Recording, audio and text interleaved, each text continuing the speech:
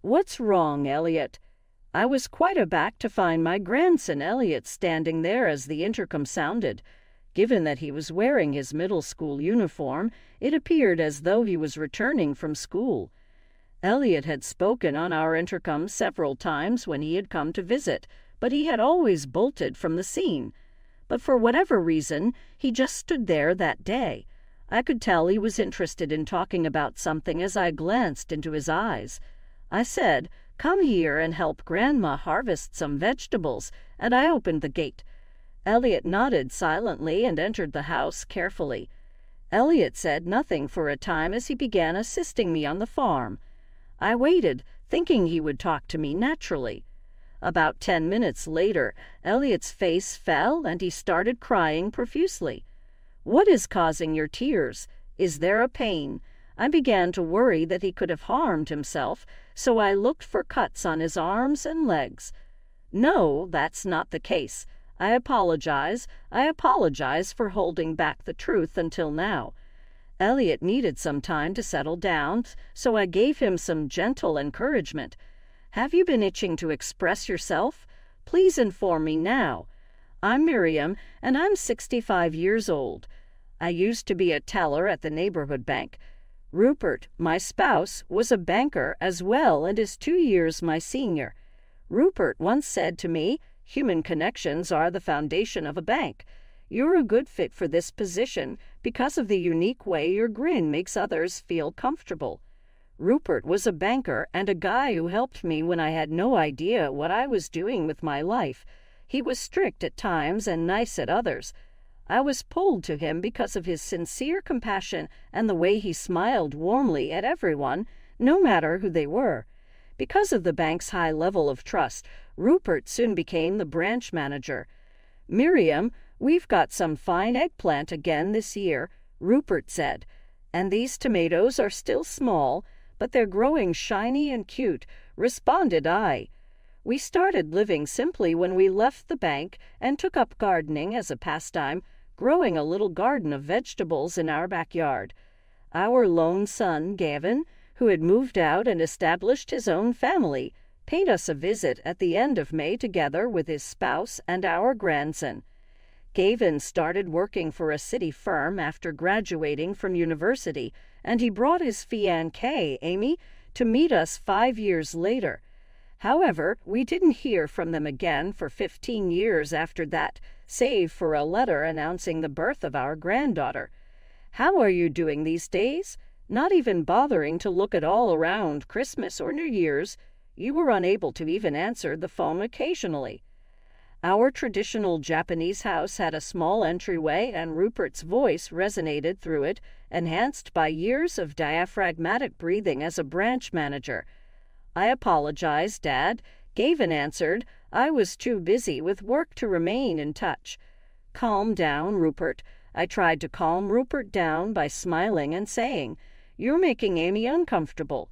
Rupert was talking quite energetically. When Rupert becomes very joyful, he may speak harshly, which outsiders may misinterpret for wrath. "Amy, it's been a while. I'm happy to hear that you're doing well," I said. "It's been too much time. I apologize for not getting back to you," Amy answered. Her bright grin remained, but she had lost a little weight since our previous meeting 15 years earlier. Beside her, a youngster who appeared to be in middle school was carrying her baggage. I gave him a grin. "You have to be Elliot. I'm glad to have met you." "Your granny is me," I murmured. Elliot bent his head and said nothing, appearing a bit bashful. Nevertheless, I was so happy to meet my grandson that I was unable to stop chatting. "I've only seen pictures of you as a baby, but now that I see you in person, you look just like Gavin did when he was young. How old are you?" Elliot turned 14 today. Gavin stood next to Elliot and stated, "He'll be taller than me soon." For the first time in 15 years, we were seated around the dinner table with our son and his family that evening. Elliot was still within Amy's womb back then. I made too many side dishes for Elliot, so feel free to have seconds of rice too, I said. Elliot, though, only smiled slightly and remained silent. Actually, since their arrival, neither Gavin nor Amy had spoken anything. Their sole conversation was a few courteous salutations. They shared nothing about their personal lives. "Hey, Gavin, why don't you unwind a little like you used to when you were a kid now that you're back at home?" Trying to lighten the situation, I quipped, "Elliot won't be able to unwind if you're all tense like this." After exchanging eyes, Gavin and Amy nodded to one another. "Mom, we weren't sure if we should ask, but the truth is both Amy and I are currently out of work," Gavin said. "What? Not a single bit of work? Why not?" The abrupt admission shocked me, and Rupert and I exchanged a frightened glance. We both worked for the same firm, but we decided to leave and hunt for other employment since things became difficult and we were sick of the office politics. However, nothing has shown up as of yet. I'm sorry, but is it possible for us to have supper here a couple of times a week? Gavin acknowledged Amy's culinary prowess and offered his assistance with cleaning and other tasks. They both bowed deeply and pressed their foreheads to the tatami floor in a pleading gesture. Of course, seeing my grandchild and my son's family every day should have made me joyful, but raise your heads. More significantly, are you able to get employment? Elliot is a middle school student now, correct? Isn't it enough money to cover his school fees, examinations, and other expenses? Rupert tried to calm me down when he softly cut me off, grinning. He looked at our son and his wife and said, "They must have their reasons." "I can't say I'm totally positive about your position like Miriam, but it's our responsibility to support family members in need." Rupert smiled and turned to face me. "You're welcome to come for meals whenever you need." "Isn't that right, Miriam?" "If you say so," I said back. I chose to trust Rupert's judgment, even though it would be a lie to suggest that all of my fears disappeared. From that day on, with Rupert's blessing, our son's family would come see us 2 or 3 times a week. Gavin and Amy appeared to be working 2 part-time jobs throughout the day and looking for a more permanent arrangement. I felt moved to provide Gavin whatever assistance I could when I saw him sighing as he examined his bank bills. "How are you doing? Please move in with us if this is too difficult," I said. "Mom, there's no reason to worry." Gavin smiled and said, "We'll try a little longer." I chose to believe what he had to say. The rainy season was fully underway by mid-June, bringing day after day of heavy rain. "Do you plan to depart early tomorrow? The rain appears to be intensifying. Would you mind staying over if you have the time?" Rupert advised. After he looked at Amy and paused, Gavin said, "We wouldn't want to impose." He then said, more subtly, "If it's no trouble for you, we would appreciate it." Thus Gavin's family began spending the night in our home. He always kept his head down and said nothing when Elliot came to visit. "Elliot, is something bothering you?" One day I questioned him. Gavin spoke up before he could reply. Yes, Elliot's teacher reprimanded him after he failed a recent test. It truly demoralized him. Gavin remarked, "I see. It seems that you have inherited Gavin's difficulty with learning." "I apologize, Elliot. Your poor grades are entirely your dad's responsibility, which implies that I'm to blame," Rupert jokingly said. Elliot gave a small nod, but I couldn't get rid of the impression that he was only trying to be kind of Gavin. Elliot started coming over to our place virtually every day at this point. He would call the intercom and remain there for a long, silently observing us through the window, even on days when he wasn't staying over.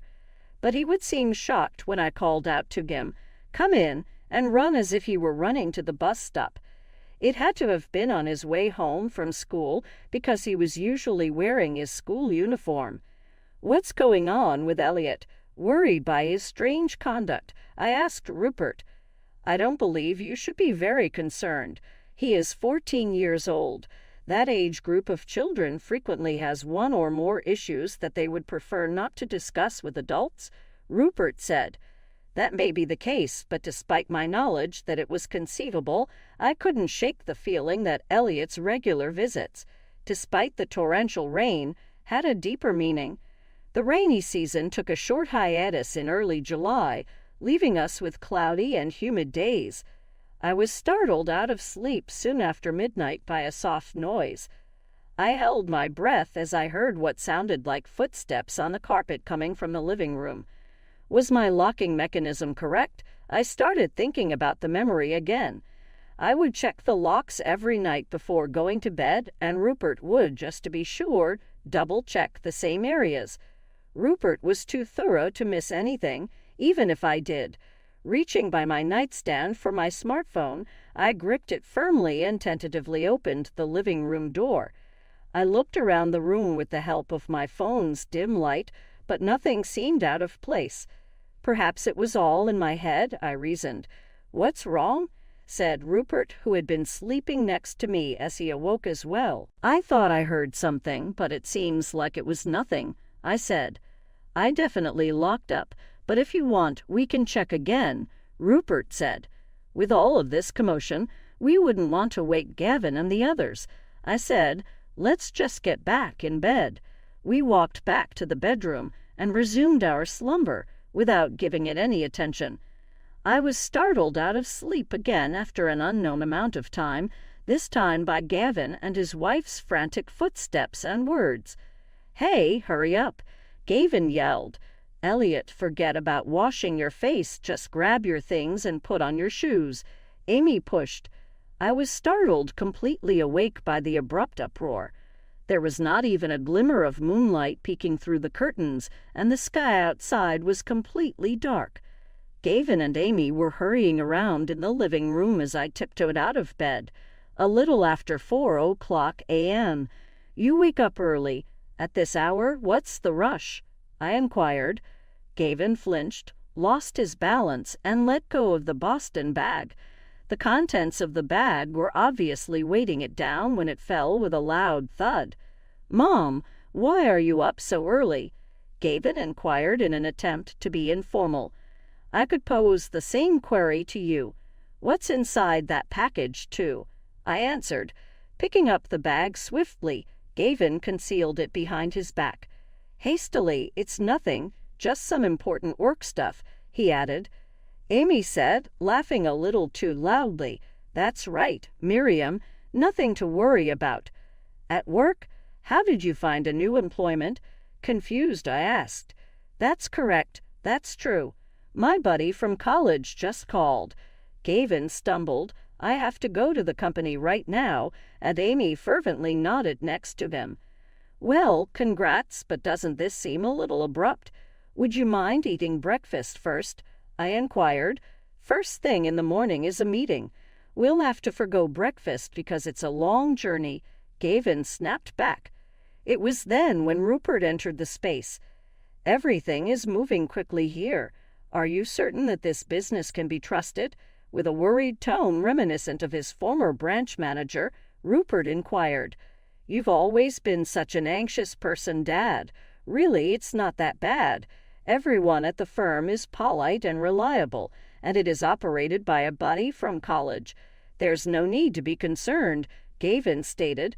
Rupert nodded and added, "Well, then, I guess it's not my place to interfere." Gavin nodded as well, seeming relieved. Gavin and Amy started to walk in the direction of the front entrance. "Anyway, we should get going," Gavin replied. However, Elliot didn't seem to be moving from the door for whatever reason. "What are you doing?" "Come on, let's go." Elliot was taken outside by force by Gavin, who seized his arm. "Is Elliot genuinely in need of leaving?" "He may remain with us since summer break is approaching," I said. "We really can't impose on you any further, Miriam, but we really appreciate your kindness," Amy retorted. "Still, I'm grateful." Amy grabbed the bag from Gavin and walked to the car, ignoring my attempts to stop her. Gavin, in the meantime, gave Elliot a forceful arm pull and told him to stop talking like this. We were unable to do more than observe helplessly as they departed. "Well, at least Gavin has a job now," Rupert remarked. Our only option is to assist them." "That's accurate," I concurred. But in contrast to Rupert, who showed real support, I couldn't help but be concerned about Elliot. I was just not comfortable with his actions. In the afternoon of 3 days later, I was perspiring as I pulled summer veggies from the garden, just like I always did. The doorbell rang just as I was taking a break after working for approximately an hour in the living room and sipping some juice. Elliot, who was meant to have departed with his parents, was standing there when I answered the door because I assumed it may be a delivery. "Elliot, what's going on?" Trying not to show off my astonishment and delight, I asked. Elliot would usually bolt to the bus stop as soon as I talked to him, but today he remained still, standing there for an extended period of time. "What's not right? Why don't you enter now?" Seeing that he seemed to want to say something, I questioned. "Are you interested in coming to assist Grandma with harvesting vegetables? Is that acceptable?" I said, attempting to get him to agree. Elliot appeared undecided about going inside as he glanced back at me in silence. "I'd really appreciate it if you could help me instead. Your grandpa's out at a neighborhood meeting," I said, unlocking the gate and waving him inside. At last, Elliot gave a low nod and went inside. Elliot was quiet for a time while he assisted me in the garden, and I waited patiently for him to open up on his own. A black snake was crawling close to Elliot's foot 10 minutes later, or so I thought. Elliot had not yet spotted the snake's coiled, ready-to-attack state. "Elliot, watch out!" I screamed and pushed him away out of reflex. Rather than retreating, the snake attacked and bit my arm. Elliot gave voice to a little cry upon realizing what had happened, but instead of letting out a cry, he grabbed a nearby stick and pursued the snake out of the yard, yelling, "Get away from my grandma!" I stopped Elliot just as he was ready to start chasing the snake and said, "Thank you, that's enough." I smiled, attempting to calm Elliot down. That snake must have been startled, thinking it was about to be stepped on. I said, "Elliot mentioned, but Grandma, it bit you," with anxiety in his voice. "You should not worry. That snake is not poisonous." "I'm all right," I told him. Elliot appeared to lose all of his power at once, and he fell to the ground. He questioned, looking up at me with a perplexed face, "Why did you protect me?" "Why would you even ask that?" Curiosity piqued, I answered. "You are my priceless grandchild. Naturally, I would keep you safe." Elliot's face fell at that very moment, and he started crying, tears running down his cheeks. "What is causing your tears? Are you injured in any way?" Concerned that he could have suffered an injury, I inquired and examined his arms and legs for any indications of damage. "No, that's not the case. I apologize." Elliot cried, "I'm so sorry for not telling you the truth sooner." I gave him some time to cool off before gently reassuring him. "Have you been itching to express yourself? Tell me, please." After inhaling deeply, Elliot remarked, "Mom and Dad made me promise not to say anything." Subsequently, he gradually removed his shirt, exposing a back adorned with cuts and bruises. I couldn't express how horrified I was by what I saw. "Did Gavin do this to you?" I questioned quietly. Elliot gave me a nod and started telling me everything. My son and his wife had become addicted to gambling after losing their jobs. When things didn't go their way, they would vent their resentment against Elliot. Elliot disclosed that the objective of their trip home was to obtain the gold bars that Rupert had saved for his retirement and put in a living room safe. Elliot admitted, "I heard them talking about their plan. They threatened me, saying I'd regret it if I told you and Grandpa." Elliot had been suffering all this time by himself, too afraid to tell us the truth because of his father's threats. My son and his wife had found the code to the safe, so they put the gold bars into a suitcase, turned them into cash that same day, and left Elliot behind to go on a trip to Hawaii. Elliot was crying in rage and grief when I pulled him into a strong hug and said, "You were so brave to tell me all this." I told Rupert everything an hour later when he got back from the neighborhood meeting.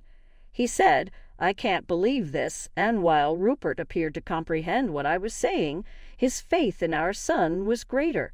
"That is the reality," I insisted. "The gold bars are gone." Rupert hurried to the living room, unlocked the safe, and took a quick look inside. "No, but that doesn't imply that they did it. It's possible that someone broke in from outside. Indeed, you did say that you heard weird noises that evening, didn't you?" Rupert was still trying to persuade himself that Gavin wasn't guilty. "But that night you made sure every door was secured, didn't you? Additionally, What is it? Is there further information available?" Rupert questioned, sensing my reluctance. After giving it some thought, I decided to show Rupert the video that was stored on Elliot's phone. As he viewed the video, his face twisted into an angry and depressed expression. There was no mistaking the scene when Gavin and Amy stole the gold bars from the safe and stuffed them into a Boston bag at night. Holding Elliot close, I murmured, "I didn't want you to see this, but this is the reality," hoping to win Rupert over. Elliot has several scars on his back. He says he was harmed by Gavin.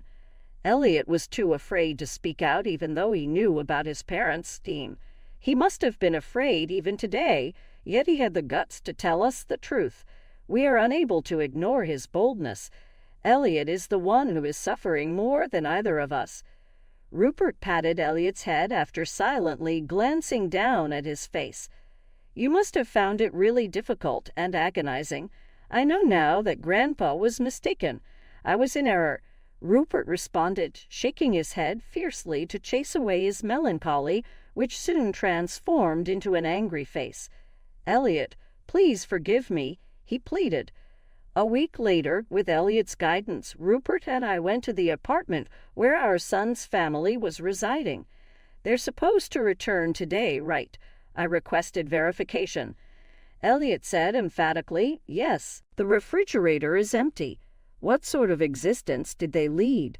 Glancing around the kitchen, Rupert remarked, "Elliot claims that before leaving on their vacation, they had only enough money to cover 10 days' worth of meals." We soon heard the engine of a well-known automobile in the parking lot shut off. Footsteps reverberated up the stairs, and then Amy and Gavin's laughing could be heard becoming closer. Gavin and Amy were visible through the slowly opening front door, their complexion glowing from the journey. Rupert inquired, "Did you enjoy the trip?" Their giggling disappeared in an instant. "Dad, what are you doing here?" Gavin shouted. We'd never been informed of their present address. Gavin stared at Elliot when he saw him cowering behind me. "Did you inform them, Elliot? You betrayal." With his shoes on, he charged in straight at Elliot. Rupert moved to intercept Gavin's movement and twisted his thin, weak arm just as he was about to seize Elliot. "Ow, ow, ow. I had no intention of acting. Please release me," Gavin complained. Rupert responded, "Good thing I learned some self-defense back in my bank days," and relaxed his grasp. Weakened now, Gavin fell to the ground. "How does it feel to go on a trip with stolen money?" Rupert queried. "Lost? What topic are you discussing?" Rupert interrupted Gavin's attempt to downplay it by displaying the covertly recorded video that Elliot had taken of their crime. "Your goal from the start was those gold bars, wasn't it?" stated Rupert. "Elliot, damn you, you are aware of what is ahead for you, aren't you?" Amy bellowed, causing Elliot to recoil. "That explains why you have been harming this youngster for so long. But today is the last day." With a gaze that silenced Gavin, Rupert ordered, "You're going to tell us everything." Having lost, Gavin started to admit. Amy and Gavin were both big gamblers. They originally justified their spending as a means of decompressing and staying within their allotted budget. However, after a great victory, they were unable to quit, and before they realized it, their debt was overwhelming them. I began abusing my accounting position and embezzling money from the business. I lost my job when they discovered. We were stuck with no option. Gavin said, "No option. Your first addiction to gambling was the root of the issue. As a parent, you ought to have exercised greater responsibility," Rupert chastised, leaving them speechless. "Please, Dad, let's change." Gavin knelt and Amy swiftly followed. "We'll work hard from now on. Just please don't report us to the police," Gavin pleaded. Rupert glanced at Elliot and then at me. "What do you want, Elliot?" Rupert queried. "I hope Mom and Dad stay out of jail." Elliot expressed his own thoughts when he remarked, "I just want them to go back to being the kind parents they used to be." Rupert smiled and nodded. "All okay, but there's a catch. Under the supervision of experts, the two of you will receive treatment to kick your gambling addiction. Do you concur?" "Yes, we will." Gavin answered, "We'll do it." Amy nodded and thanked Rupert for his indulgence. Elliot lived with us and we took care of him while our son and his wife were receiving specialized therapy in a facility. Elliot never grumbled even if it took a little longer to go to school via bus. There are a plethora of sights to view these days. "In fact, I like it better," he remarked. It appeared that his discomfort with his parents was progressively lessening, and he was starting to notice the little things in his environment. Elliot was often helping out on the farm after school. "Isn't weeding boring?" I questioned him once. With a smile, Elliot answered, "Not at all. However, Grandma, isn't it difficult for you to remain hunched over like that?" I was always the source of his greater worry. Elliot went to a neighboring scrapyard over the summer vacation and picked up some wood. He expertly made me a little stool to lighten the load on my farm. "Thank you, Elliot. For me, this greatly simplifies things." "I'm happy. Next time I'll create something even better," he said. Elliot was even more of an energy person at the beginning of the new semester. He would excitedly tell anecdotes about his school days during supper. "It's unbelievable that people now pay to go farming." He grinned. "My pals were very envious when I told them that I helped out on Grandma's farm." "It's fantastic. It's time for you to invite your buddies around," I said. "I'll make them my special summer vegetable curry." "Fantastic. However, perhaps we might forego the acrid melon." Rupert erupted into laughter at Elliot's suggestion. "What is this? Elliot's palate is still rather naive, huh?" Rupert made jokes. "I never said I detested it. Okay, I'll eat it." Elliot pouted in response. Grandpa and grandson did not seem to be as much in relationship as closest buddies. Elliot, who had never spoken much before, was now freely sharing his opinions with us and making our house laugh. Elliot remarked gravely, "Grandpa, thank you for always thinking of me," which caused Rupert to turn aside in a little uncomfortable manner. "Miriam, not me, is the one who saved you." Rupert answered, "I'm just an old man who didn't know anything." Elliot firmly shook his head. "That is untrue. Did you not set my birth date as the combination for the safe? I heard Mom and Dad discussing it." Rupert gave a little smile. "It's hard to express gratitude for that. You are our cherished grandchild. Although it was a long time since we could visit you, I never wanted to forget your birthday." Elliot repeated, "Thank you, Grandpa," his appreciation obvious. Our son and his wife continued to write us letters every day at the institution expressing their regret and repentance. I often wanted that my time with Elliot might go forever because I found so much comfort in it.